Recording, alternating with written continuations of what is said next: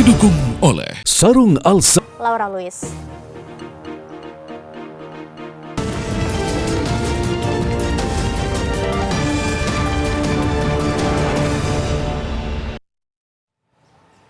Pemirsa, kita awali informasi pertama. Banjir bandang menerjang sebagian wilayah kota Mataram, Nusa Tenggara Barat.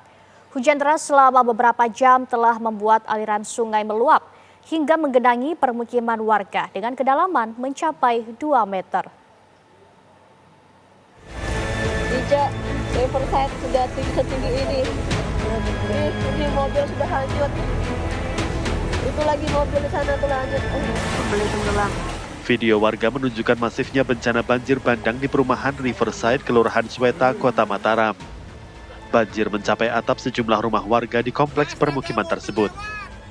Arus deras banjir bahkan menyeret sejumlah mobil milik warga. Beberapa mobil hanyut dan bahkan terbalik akibat derasnya arus banjir. Ketinggian banjir memaksa warga harus menyingkir ke lantai 2 dan genteng rumah mereka menunggu bantuan evakuasi. Di atas genteng mengungsi semua. Mobil sudah tenggelam mobil. Warga mengaku tidak sempat menyelamatkan harta benda karena air banjir meninggi dengan sangat cepat. Banjir bandang yang terjadi setelah hujan lebat beberapa jam tersebut juga menerjang lingkungan kebun duren di Kelurahan Salagalas, Cakranegara. Derasnya arus air juga menjebol dinding rumah warga hingga menghanyutkan perabot rumah tangga di dalamnya.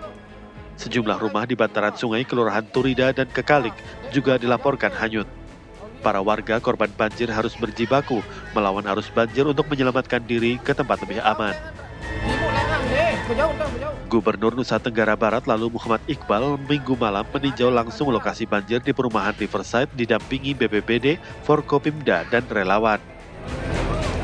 Gubernur berdialog dengan pengungsi serta menginstruksikan pendirian posko siaga dan distribusi logistik. Data BPBD Nusa Tenggara Barat mencatat 9 wilayah terendam banjir, diantaranya Sweta, Bertais, Pagutan Permai, Majeluk, Kekalik, Gerisak, dan Gomong, serta kawasan perumahan Riverside dan Jalan Majapahit. Dari Mataram, Nusa Tenggara Barat, Herman Zuhdi, TV One mengabarkan.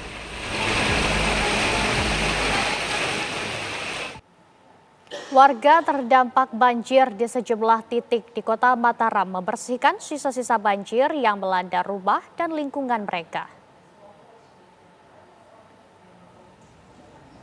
Inilah kondisi terkini di perumahan Riverside, Kota Mataram pasca banjir hingga kedalaman 1,5 meter. Ini kondisi sejumlah mobil terlihat masih berserakan di jalan dan halaman rumah. Sebagian besar dalam kondisi mogok. Warga bahu-membahu membersihkan lumpur, sampah, dan perabotan yang rusak terendam air. Dibantu anggota TNI, warga berupaya membersihkan lumpur yang menggenang di dalam rumah. Masih membantu masyarakat. Sejumlah lembaga dan bersih-bersih organisasi kemasyarakatan juga berkeliling membagikan bantuan logistik seperti nasi bungkus, air minum, dan obat-obatan. Warga meminta pemerintah daerah memperhatikan sistem drainase di kawasan perumahan agar bencana serupa tidak terulang di masa depan. BPBD mencatat banjir di wilayah Kota Mataram sejak Minggu sore membuat 7.600 jiwa terdampak dan lebih dari 520 kepala keluarga mengungsi.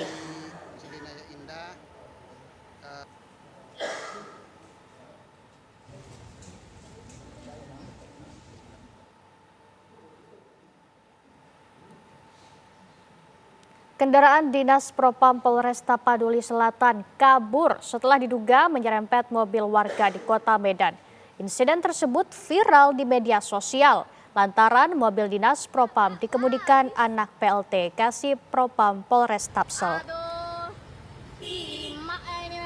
Beginilah saat mobil Dinas Kasih Propam Polresta Paduli Selatan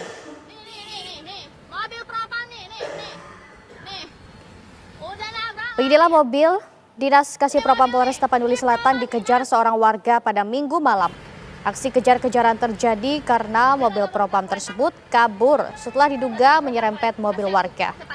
Saat mobil Propam Polres Tapsel menepi, diketahui mobil tersebut dikemudikan seorang pemuda bersama teman wanitanya. Usai viral, Bid Propam Polda Sumatera Utara langsung melakukan penyelidikan. Kabid Humas Polda Sumut mengatakan peristiwa tersebut terjadi saat anak PLT Kasih Propam Polres Tapsel membawa mobil tersebut untuk jalan-jalan keliling kota Medan. Terkait adanya serempetan antara kendaraan dinas polisi dengan mobil warga masih dalam proses penyelidikan. Selanjutnya, Bid Propam Polda Sumut akan menindak tegas PLT Kasih Propam Polres Tapsel atas kelalaian terhadap inventaris negara yang digunakan oleh anak kandungnya. Kendaraan tersebut itu bentuknya adalah seperti serempetan antara dua kendaraan roda 4. Dan hasil daripada pengecekan yang bersangkutan terhadap kendaraan yang diduga diserempet itu tidak ada buktinya, tidak ada perkenaan. Itu kita akan masih dalam pendalaman, dan jika hal tersebut benar, maka kita akan proses juga sesuai dengan aturan yang berlaku. Apabila nanti ada fakta pelanggarannya, maka kami laksanakan sesuai dengan ketentuan yang berlaku. Terima kasih. Pemeriksaannya mulai hari ini, Pak ya? Ya, sudah kita laksanakan pemeriksaan. Kendaraan pun sudah kita amankan di Bid Propam Polda Sumatera Utara. Pemirsa, misteri kematian Brigadir Muhammad Nur Hadi di sebuah penginapan di Gili Trawangan yang semula diduga insiden kecelakaan akibat tenggelam mulai terungkap. Penyebab kematian korban ternyata akibat adanya tindak kekerasan yang diduga dilakukan oleh atasannya.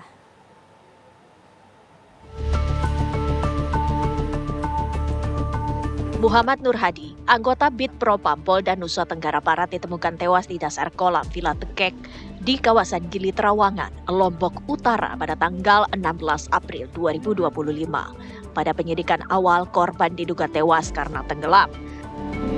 Tragedi kematian polisi dengan pangkat brigadir ini semula ditutup oleh penyidik dengan bungkam. Namun kuatnya dorongan publik terhadap pengungkapan kasus ini membuat polisi akhirnya bertindak. Pada tanggal 1 Mei 2025, tim forensik Kepolisian Daerah Nusa Tenggara Barat yang melibatkan dokter forensik Universitas Mataram, Dr. Arfi Hamsu, melakukan ekshumasi jenazah Brigadir Muhammad Nur Hadi. Berdasarkan hasil pemeriksaan otopsi ulang, terungkap terdapat luka di sekujur tubuh korban. Kini, Polda Nusa Tenggara Barat telah menetapkan 3 orang sebagai tersangka dalam kasus ini. 2 di antaranya adalah anggota Polri, Kompol IMYPU atau Imade Yogi Purusa Utama, dan Ibda Aceh atau Aris Chandra, dan seorang perempuan yang berinisial M, yang tak lain adalah teman wanita salah satu pelaku. Usai melakukan ekshumasi, reka adegan di tempat kejadian serta memeriksa saksi-saksi, dipastikan korban meninggal dunia karena tindakan kekerasan. Kita sudah lakukan beberapa pemeriksaan saksi, yaitu 18 orang saksi sudah kita periksa, dan ditambah lagi 5 ahli, di mana di dalam ahli itu ada ahli farmakologi, ahli pidana, ahli poligraf, terus ahli forensik, dan dokter rumah sakit Bayangkara yang memeriksa awal terkait dengan keadaan korban pada saat itu. Sementara hasil otopsi yang dilakukan ahli forensik menguatkan dugaan adanya tindakan penganiayaan dengan tanda-tanda tulang lidah patah, memar di leher, dan adanya diatom di paru-paru serta sumsum tulang korban. Kondisi ini mengindikasikan korban diduga dicekik sebelum dibuang ke dalam kolam renang villa dalam keadaan pingsan. Pada pemeriksaan lehernya ditemukan ada fraktur atau patah tulang pada tulang lidah. Kalau tulang lidah yang mengalami patah, maka lebih dari 80% penyebabnya karena pencegahan. Kami simpulkan bahwa Bapak N masih hidup ketika masuk ke dalam air. Kemudian kesimpulan saya bahwa Bapak N mengalami pingsan ya, pada saat berada di air. 2 polisi sekaligus pelaku penganiayaan Brigadir Nur Hadi yang juga atasannya itu tidak ditahan dengan alasan bersikap kooperatif. Keduanya telah resmi diberhentikan tidak dengan hormat pada tanggal 27 Mei 2025. Dari Mataram, Nusa Tenggara Barat, Herman Zuhdi, TV One, mengabarkan. Lambatnya langkah penahanan terhadap 2 tersangka pembunuhan Brigadir Muhammad Nur Hadi disesalkan oleh pihak keluarga. Dan berikut pengakuan Muhammad Hambali selaku kakak dari korban Brigadir Muhammad Nur Hadi.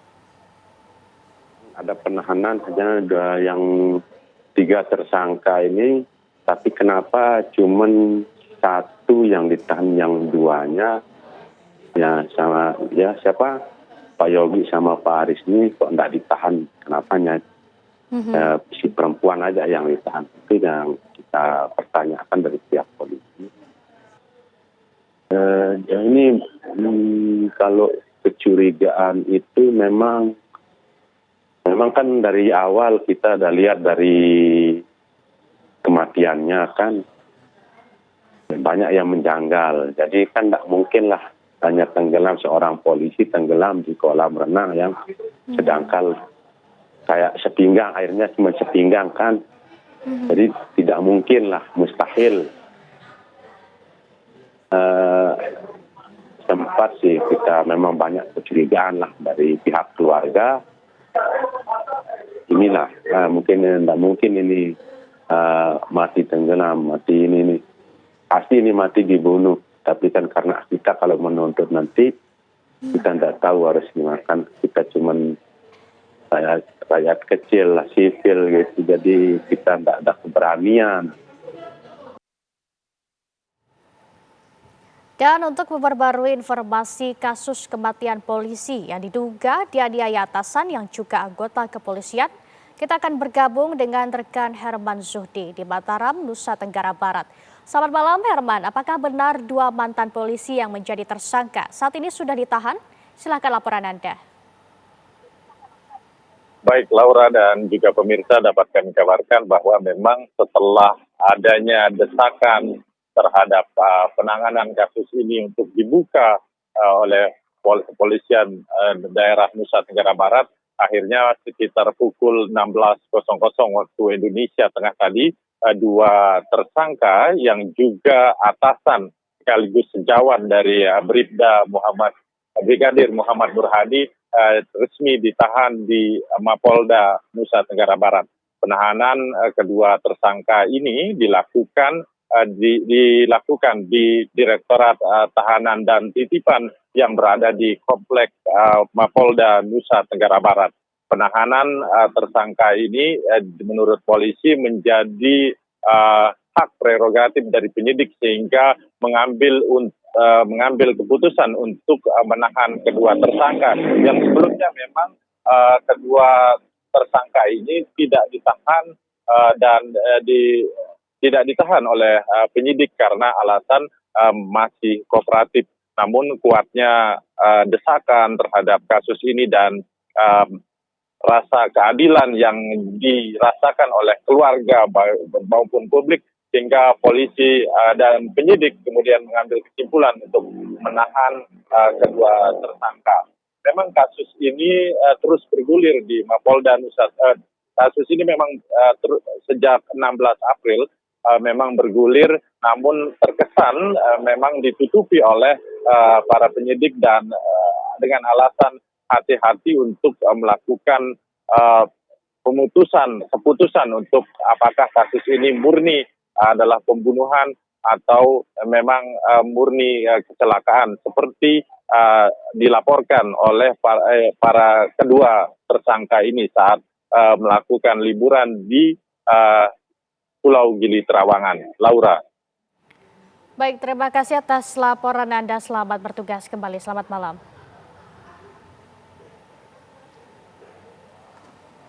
Pemirsa, Gunung Lewotobi laki-laki di Flores Timur, Nusa Tenggara Timur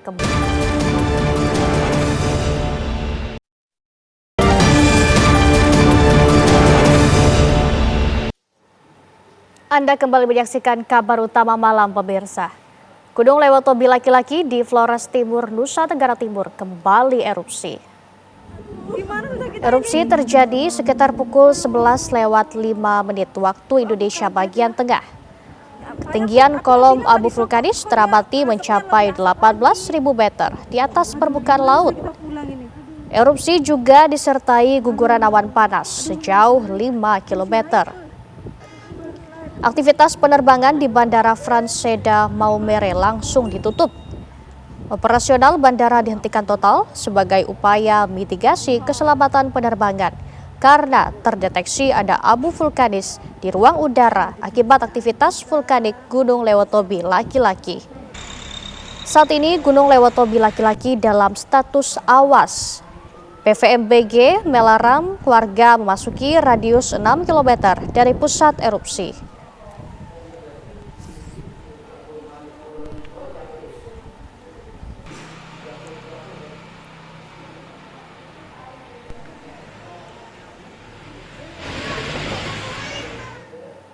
Pemirsa, malam ini banjir kembali menggenangi sejumlah wilayah di Jakarta. Kita simak laporan langsung Josephine Kezia dari permukiman warga di Kebon Pala, Jakarta Timur. Kezia, bagaimana kondisi banjir dan juga warga di sana?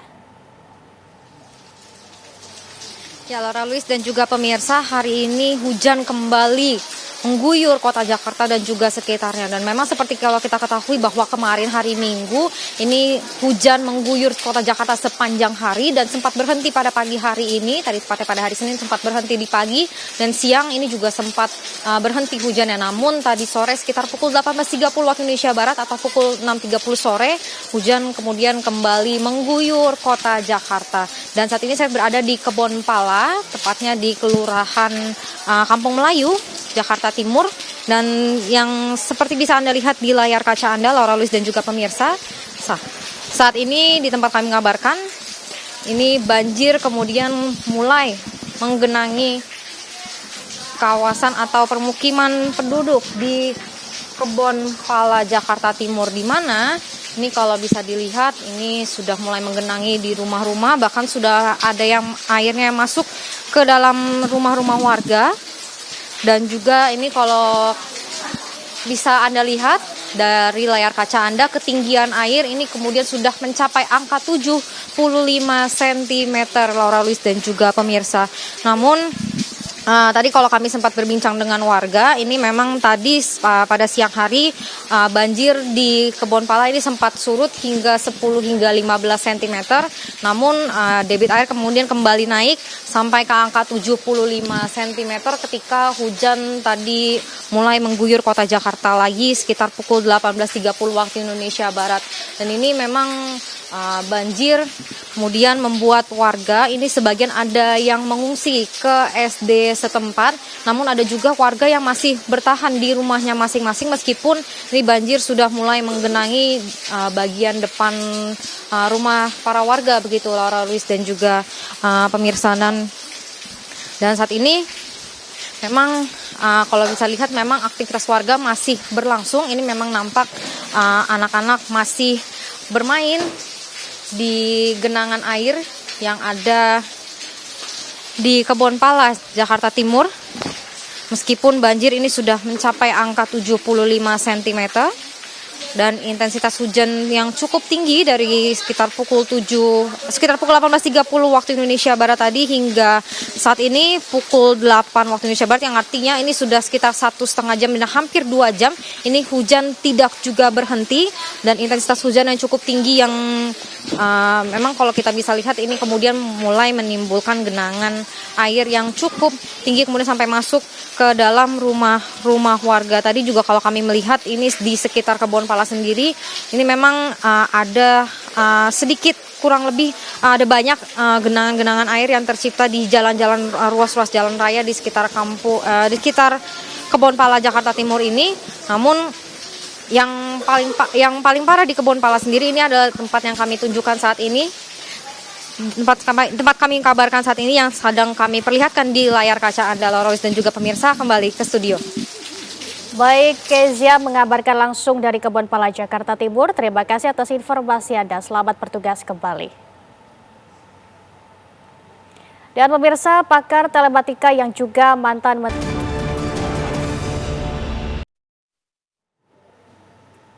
Pemirsa, Polresta Sleman, Yogyakarta menangkap dan menetapkan 3 orang sebagai tersangka penganiayaan pacar ojek online. Ketiganya masih satu keluarga yang terdiri dari bapak dan 2 anaknya. Polisi juga menangkap pengemudi ojek online yang melakukan perusakan mobil petugas.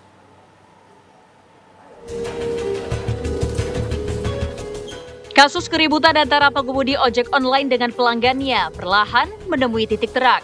Polisi telah menangkap 3 orang pelaku penganiayaan pacar pengemudi ojek online yaitu warga Sukoharjo, Jawa Tengah. Ketiganya adalah TTW berusia 25 tahun yang mengaku pelayaran, kakaknya berinisial THW dan ayahnya berinisial RTW. Ketiga pelaku yang masih satu keluarga itu sudah ditetapkan sebagai tersangka dan ditahan di Mapolresta Sleman.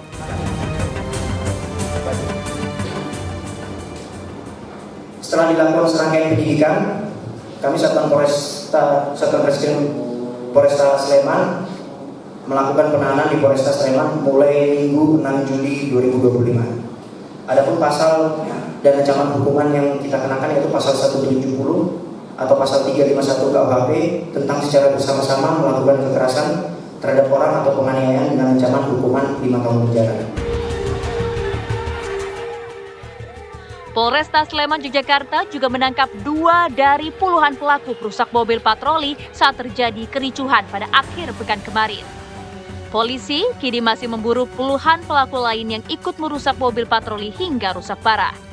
Dari Sleman, Yogyakarta, Andri Prasetyo, TV One, mengabarkan. Dan pemirsa, bagaimana perkembangan terbaru dari kasus ini? Kita sudah terhubung dengan rekan Budi Zulkifli di Yogyakarta. Selamat malam Budi, bagaimana jalannya penyidikan polisi terhadap kasus yang sempat viral ini?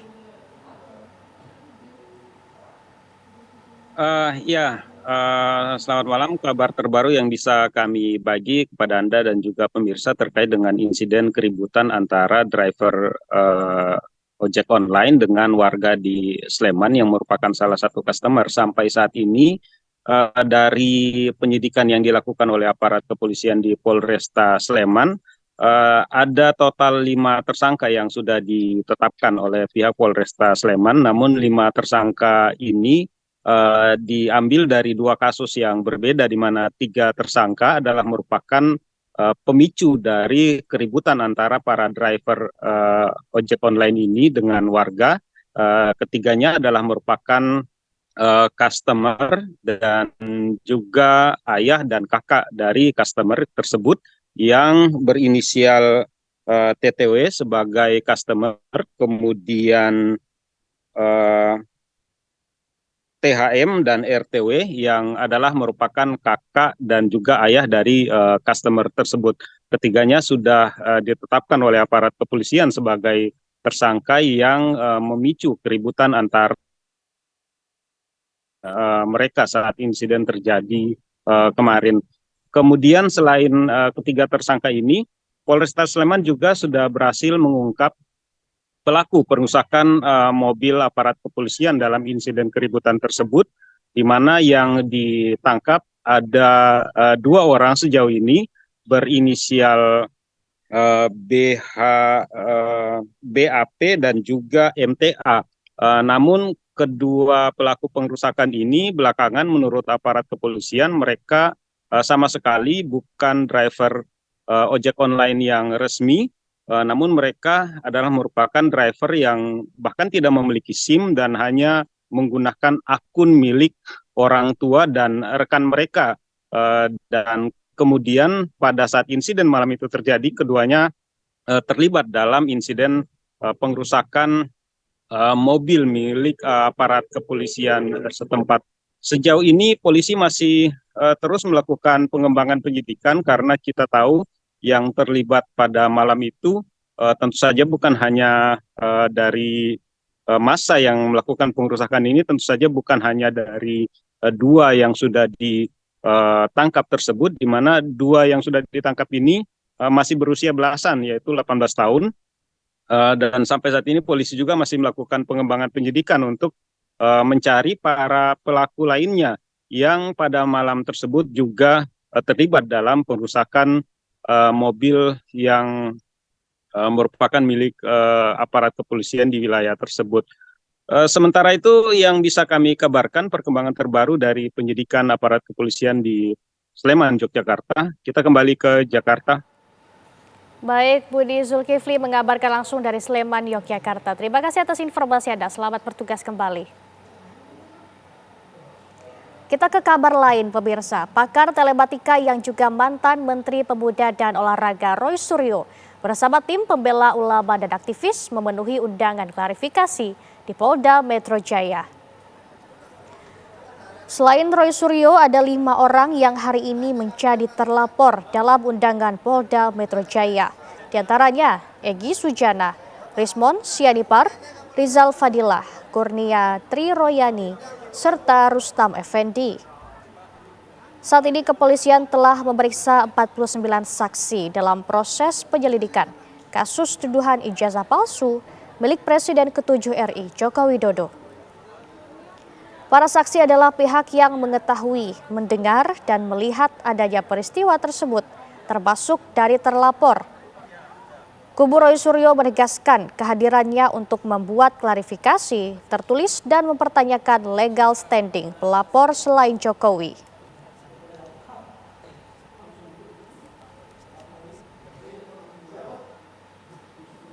Itu yang lapor-lapor ini, yang lapor-lapor ini aneh gitu loh. Karena itu adalah tidak ada kaitan hukumnya, tidak ada saudara, hubungan darah dia dengan Joko Widodo. Ya gitu. Jadi aneh kalau mereka kemudian merasa ikut menjadi yang harus melaporkan, gitu terhina-hinanya, serendah-rendahnya itu nggak ada. Dan juga lucunya mereka mendalilkan beberapa pasal ya, terutama 160 yang itu sifatnya adalah penghasutan.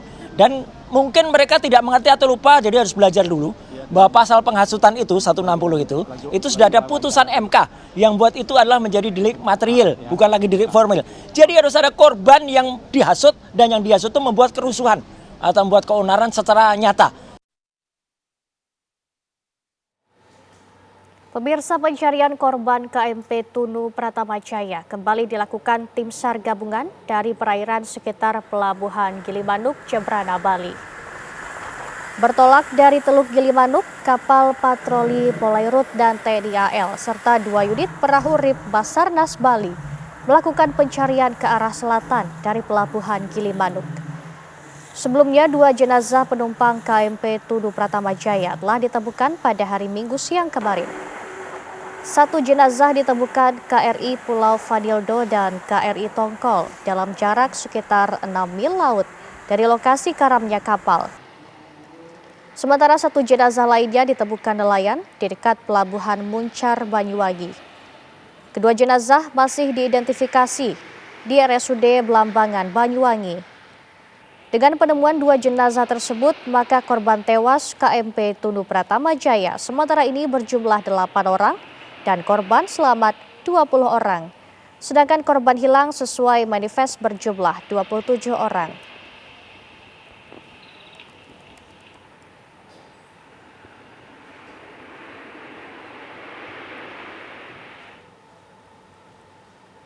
Tim DVI Polda Jatim kembali berhasil mengidentifikasi 1 jenazah yang ditemukan di perairan Laut Muncar pada Minggu petang kemarin.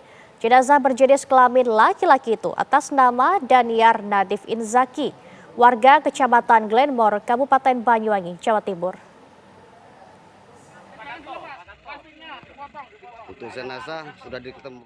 Setelah menjalani proses identifikasi antemortem oleh tim DVI Polda Jawa Timur, akhirnya jenazah berjenis kelamin laki-laki yang ditemukan di perairan Laut Muncar atau selatan Selat Bali berhasil teridentifikasi. Proses identifikasi antemortem yang dilakukan sejak Minggu malam, mulai pukul 20 waktu Indonesia Barat di kamar jenazah RSUD Blambang. Hingga akhirnya, identitas jenazah kedua yang ditemukan hari Minggu kemarin berhasil terungkap. Setelah diidentifikasi melalui data primer dan sekunder yang valid, dipastikan jenazah tersebut adalah penumpang KMP Tunu Pratama Jaya atas nama Daniar Nadif Inzaki. Daniar dipastikan penumpang travel yang namanya tidak masuk dalam manifest kapal yang tenggelam pada Rabu malam di Selat Bali itu. dan dapat diidentifikasi atas nama Daniar Nadif Inzaki, laki-laki 21 tahun. Jenazah dapat diidentifikasi berdasarkan data primer berupa sidik jari, odontogram gigi, dan serta data sekunder berupa medis dan propetik. Setelah berhasil diidentifikasi, jenazah pemuda berusia 21 tahun yang diketahui bekerja di Kalimantan itu diserahkan pada pihak keluarga. Dengan teridentifikasinya, 2 jenazah atas nama Ikadek Oka asal Klungkung, Bali, dan Daniar Nadif Inzaki yang ditemukan pada Minggu siang dan Minggu petang kemarin, maka korban meninggal KMP Tunu Pratama Jaya yang berhasil teridentifikasi berjumlah 8 orang. Korban selamat 30 orang dan masih dalam pencarian 27 orang. Dari Banyuwangi, Jawa Timur, Happy Octavia, TV One mengabarkan. Pemirsa, kabar utama akan kembali usai jeda dengan informasi. Pemirsa, Presiden Prabowo Subianto mengikuti rangkaian KTT BRICS di Brasil. Sejumlah isu strategis tingkat global menjadi pembahasan 11 negara anggota BRICS beserta sejumlah negara mitra strategis. Bertempat di Museum Seni Modern di Rio de Janeiro, Brasil, pembukaan konferensi tingkat tinggi atau KTT BRICS 2025 membahas isu-isu multilateral hingga pengelolaan tatanan dunia. Pada hari pertama gelaran BRICS, para pemimpin negara dalam forum BRICS membahas isu strategis sektor perdamaian dan keamanan, tata kelola global hingga forum ekonomi bisnis dan artificial intelligence.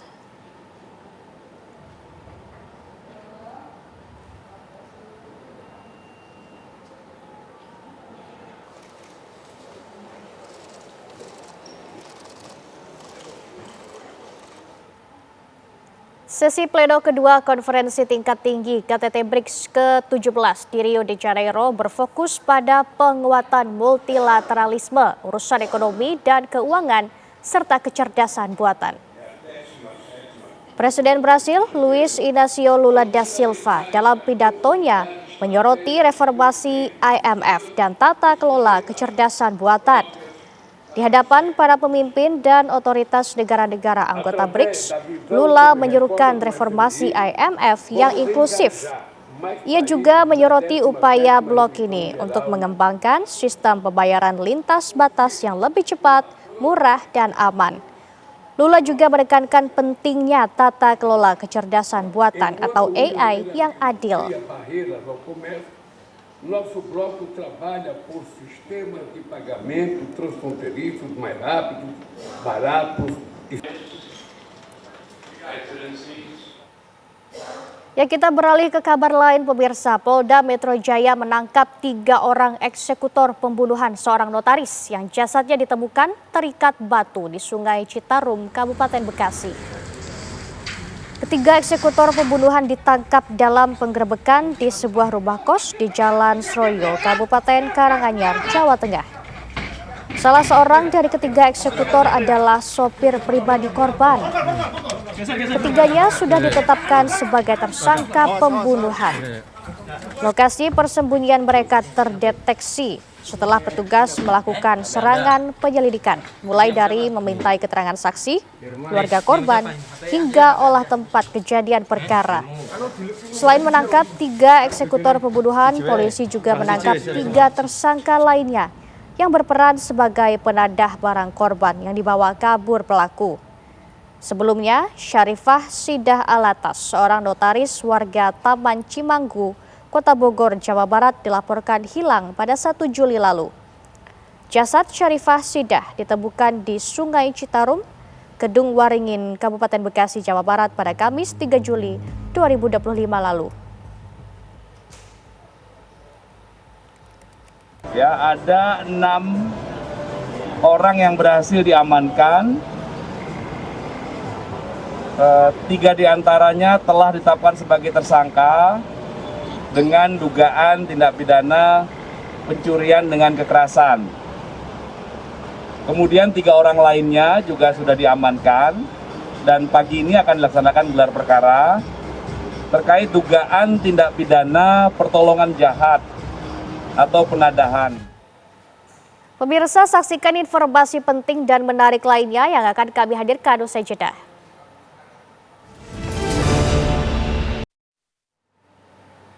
Pemirsa, ratusan rumah di kawasan Kampung Kedaung, Pamulang, Kota Tangerang Selatan terendam banjir setinggi 60 cm.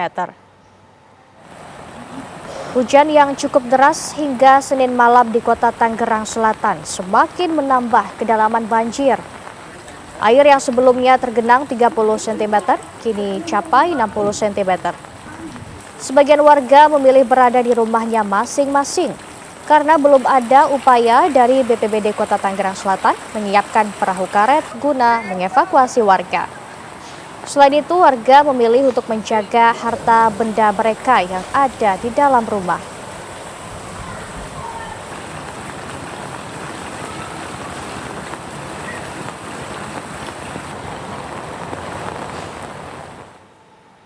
Pemirsa, kabar menarik dan penting yang terjadi sepanjang hari ini kami rangkum selengkapnya dalam rangkuman kabar berikut ini. Banjir bandang menerjang sebagian wilayah Kota Mataram, Nusa Tenggara Barat. Hujan deras selama beberapa jam telah membuat aliran sungai meluap dan menggenangi permukiman warga dengan kedalaman mencapai 2 meter. Data BPBD Nusa Tenggara Barat mencatat 9 wilayah terendam banjir, diantaranya Sweta, Bertais, Pagutan Permai, Majeluk, Kekaligerisak dan Gomong, serta kawasan perumahan Riverside dan Jalan Majapahit.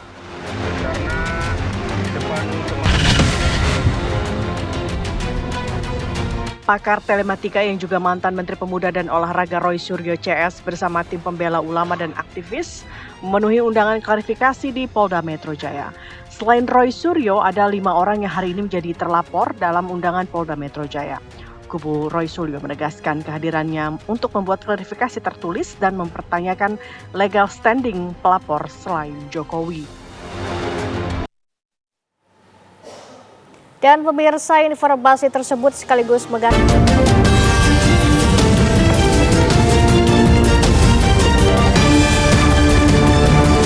didukung oleh Sarung Al Samsi.